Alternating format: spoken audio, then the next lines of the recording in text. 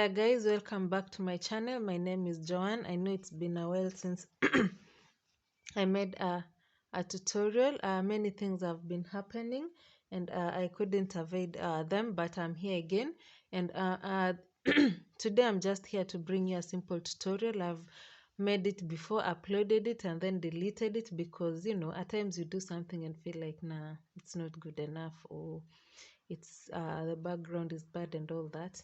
It never gets easier guys, it never gets easy. Like honestly, I keep crocheting things, I look at them and then I'm like, no, this is not good enough, I undo it.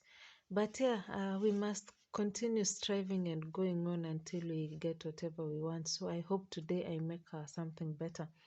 So this is a very simple tutorial.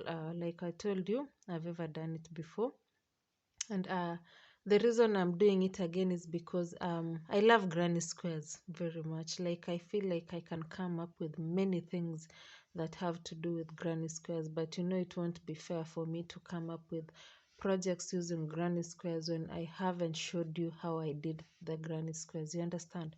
So this granny square is a tutorial I watched from somebody else and I loved it so much, and I'm like, why not show people how I do it, because I also learned it somewhere. Yeah, so for this granny square I'll be using this bonbons yarn. I've never used it before honestly, but I just love how it looks. No, it's not so thick and it's not so yarn. It doesn't say if it's 3 or 4 ply, but from my experience I think this is 4 ply. Yeah, and then I'll be using my 3.5 millimeter hook. I hope you can see that. Yeah, my 3.5 millimeter hook, my pair of scissors and my tapestry needle. So for this project, as usual, we always start with a magic ring, but honestly I won't be starting with a magic ring because I have trust issues. Like when I say trust issues, I mean major trust issues. When you always fear that something will unravel and the entire project will start pulling out, that's what I always fear about most of the things I do. So for me, I prefer using the 4 chains method. You do 4 chains, you join it and you use it as your ring. I feel that that is way better because I feel like the chances of it undoing itself is hard. So I'm just going to start with that. So I'll be making a slip knot. Sorry, I'll be making a slip knot. There are many ways people make their slip knots. I make mine like this, and then I'm going to go in with my crochet hook. I feel like it's been so long since I did some crocheting. So and then I'm going to chain 4 like I told you. Once I have my 4 chains, I'm just going to go into the first chain and have a make a slip stitch, like yarn over once and pull through all these like that. So the cycle you will form in between, it's so tiny, but that's going to be my magic ring. Once I have that, I'm going to chain 3, which will count as my first double crochet. Then I'm going to go into this space in between here. This tail is going to give me a hard time, and then work a double crochet like that, and I'm going to make 2 more double crochets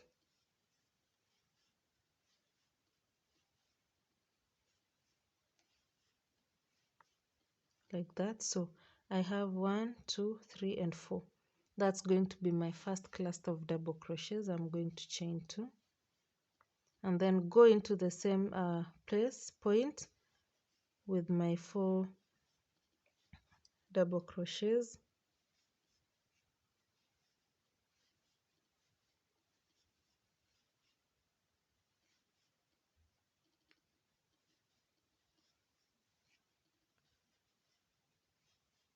like that. I'm going to chain 2 and I'm going to work 2 more clusters of 4 double crochets in each cluster.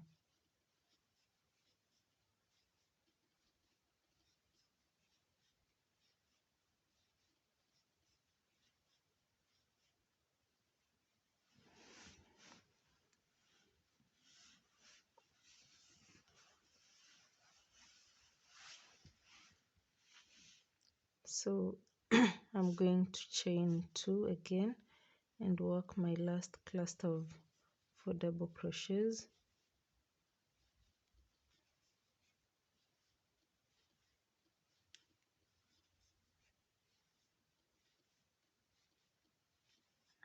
Good.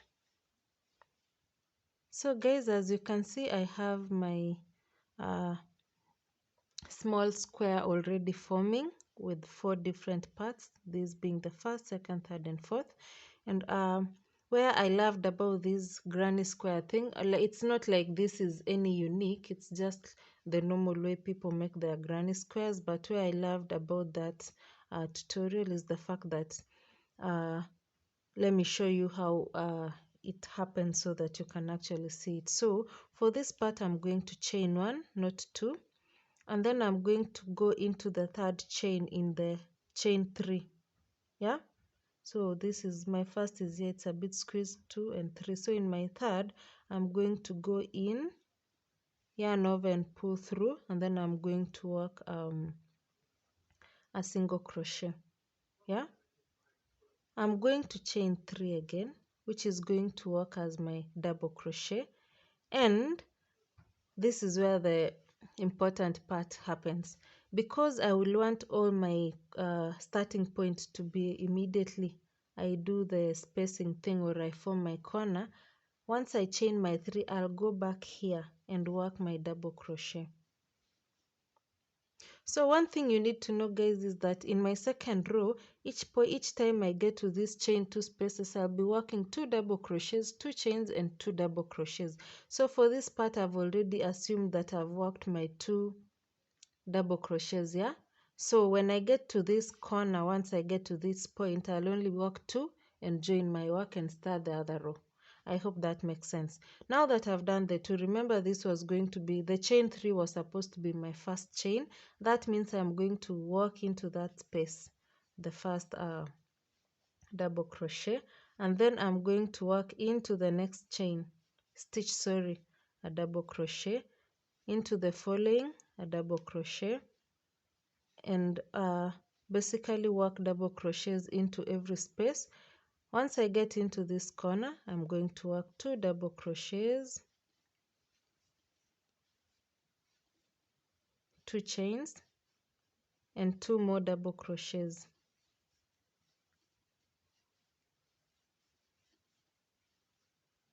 So in the second row, we will be adding 4 more into every part. Remember, we started with 4, meaning the second row we should have 8. So 1, 2, 3, 4, 5, 6, 7, 8. That is 8 double crochets. Now, when you are starting this part, always remember that immediately after working these 4 double crochets into the chain 2 space, we always have a stitch here. People tend to forget it so much. I think it's because it can easily be forgotten. I mean, if you see that, you can assume there's no stitch here. But always remember that you have a stitch here and always work on that. So I'm going to start by working my double crochet into that stitch and basically work my double crochets all the way until the next corner,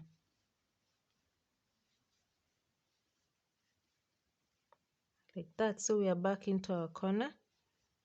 You're going to chain 2, work 2 double crochets, chain 2, and work 2 other double crochets, like that. And like I told you, it should be 8. So 1, 2, 3, 4, 5, 6, 7, 8. The next row we always start with that part like I told you, and work our usual double crochets.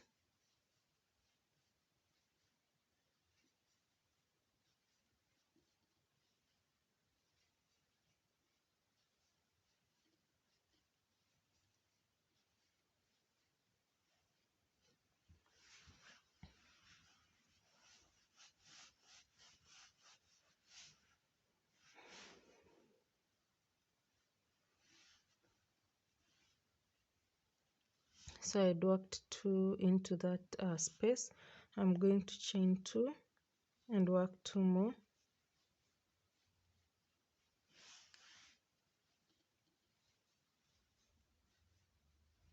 and finish off the last part of this second row, sorry.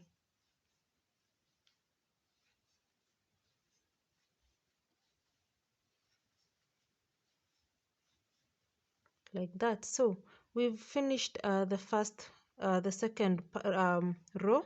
We are basically at the finishing point. Remember, this was our space where we chained one and did a single crochet.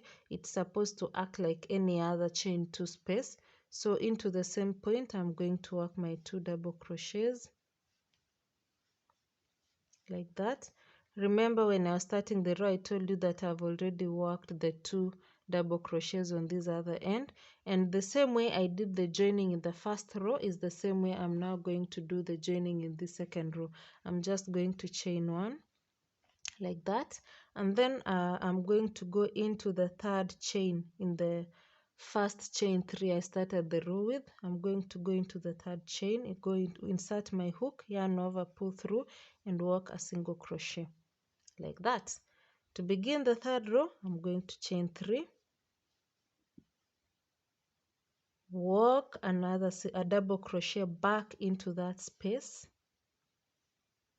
then go into the same chain 3, the third chain in the chain 3, and work a double crochet, because remember that was our first double crochet in that row. Work the next into this space and basically work into every other stitch across until you get into the chain 2 space, where you're going to work 2 double crochets, 2 chains, and another 2 double crochets. So guys, there's nothing different about this row. We are basically going to repeat every other thing that we did in the second row. Once you get into the chain space, remember to work 2 double crochets, 2 chains, and another 2 double crochets, all into the same space. So guys, remember, in the first row we had 4, the second row we had 8, and into the third row we are going to have 12. Remember, I told you I was supposed to be adding 2 into every, we are going to be adding 4 into every row. So 1, 2, 3, 4, 5, 6, 7, 8, 9, 10, 11, 12. There we have our 12 double crochets. So guys, we are going to be doing this until you reach whatever number of rows you want, or whatever width or length you want your granny square to be. And I'm going to be doing 5 rows, so I'm in my third row, meaning I'm going to do 2 more rows, and then I'll come back and show you how I finish working my granny square.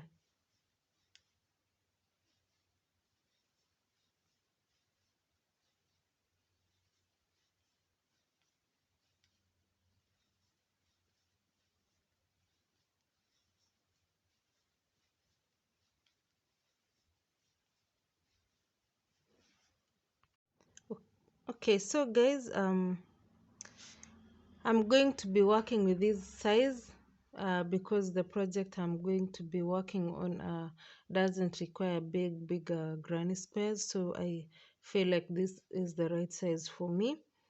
So I'm just going to show you how I finish off this project. So I've already worked my 2 double crochets into that space. Now I'm not going to chain one like the other time I was chaining one and then coming into the third chain and doing the single crochet thing. No, I'll just be chaining 2 for this part like this, and then I'm going to be taking my pair of scissors and cutting the yarn off, and then I'll pull that through like that. So I'm now going to take my tapestry needle and I'll insert it here. This is another task. See?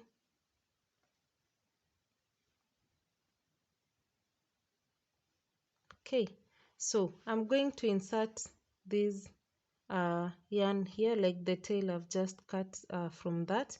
Now I'm going to come into this space here. Remember, I was starting this part with 3 chains, 1, 2 and 3. So I'm going to leave out the 3 chains, which is 1, 2 and 3, and then into this stitch here I'm going to insert my tapestry needle like that and pull my yarn through that. Sorry, yeah, I wasn't supposed to pull these out, and the way it's too much work. Okay, once I've gone through that part like that, I'm now going to come back into the last chain I did when finishing off this work. I'm trying to make it focus here. So remember, this is my last chain is this one here. So I'm going to go through the middle part of that chain like that and pull through like that, and then I'm going to now just try and fasten off, like to make it a bit tight like that.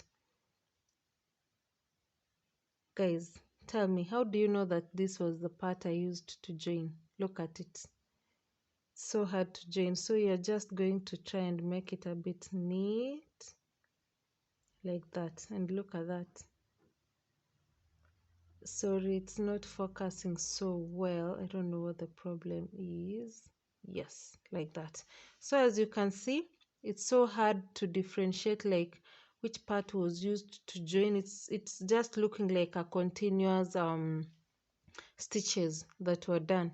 So that's basically how I do mine. You just chain 2 at the finishing point and then come insert your, like pass your tapestry needle through the first stitch, leave out the 3 chains through the first double, like the second double crochet, which is now our real double crochet, leaving out the 3 chains, work under it and then come back into that last chain and go through the middle part of it, and you'll have this nice border, which you can't actually tell which part is the joining part and which part is the beginning part. See? Okay guys, so after that you're just going to take your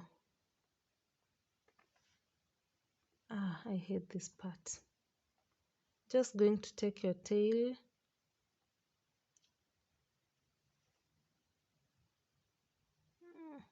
okay, you're going to take your tail and as usual try and hide it.